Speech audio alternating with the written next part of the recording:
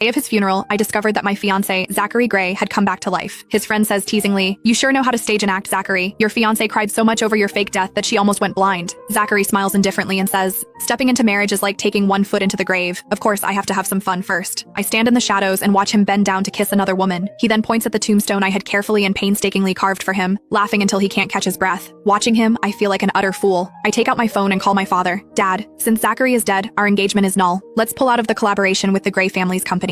On the day of his funeral, I discovered that my fiancé, Zachary Gray, had come back to life. He held another woman in his arms fondly and mocked my devoted acts of love over the past year. That was when I realized everything had been a prank he orchestrated to have some fun, as he said it. I called my father, Frank Klein. He sounded perplexed as he said, "Bebe, didn't you cry your eyes out at his funeral just this morning? You even swore to remain a widow for him for life. Why are you cutting ties so thoroughly all of a sudden? Besides, the Gray family is in turmoil right now. Without our support, they may have a hard time surviving this crisis." My father thought he had misheard me, so he solemnly sought my clarification. I smiled bitterly and replied, "I just think I should focus on the future instead of being hung up. Life has to go on, doesn't it?" Furthermore, Zachary had never once bothered to care about how I was doing. Why should I keep waiting for him? By the time I ended the call, Zachary and his group had already left the cemetery. I walked over to his tombstone and used all my strength to scratch it up until it was in ruins. I had painstakingly carved this tombstone after I spent 3 months flying around the world. During that time, I received an anonymous letter every day. They were photos showing landscapes from around the world and the back view of a man who looked very much like Zachary. Everyone said it was a prank, but I didn't believe it. I kept flying across the globe without stopping to rest, heading to the locations I saw in each photo. I even hired detectives to search through entire cities. But in the end, all I got were countless disheartening results. I had grown numb to the two sentences that I always ended up hearing. "Sorry, miss. We couldn't find him. Miss, we've really tried our best." Left with no other choice and feeling desperate, I even sought out a geomancer. He told me that building a tombstone might lead Zachary's soul back to me. I did as he said. I carved Zachary's tombstone day and night for 3 months straight. In the end, he did return, all right. But it turned out everything was just a cruel joke he mercilessly played on me. That day, when I returned home and turned on the lights, the first thing that came into view was our wedding photo. In the photo, Zachary smiled gently and lovingly at me like he loved me the most. I couldn't understand why. If he didn't want to marry me, he could have just refused our union. Why did he pretend to be kidnapped the day after we took our wedding photos? Exhausted, I collapsed on the couch. In my mind, his cold words from the cemetery kept replaying themselves in a loop.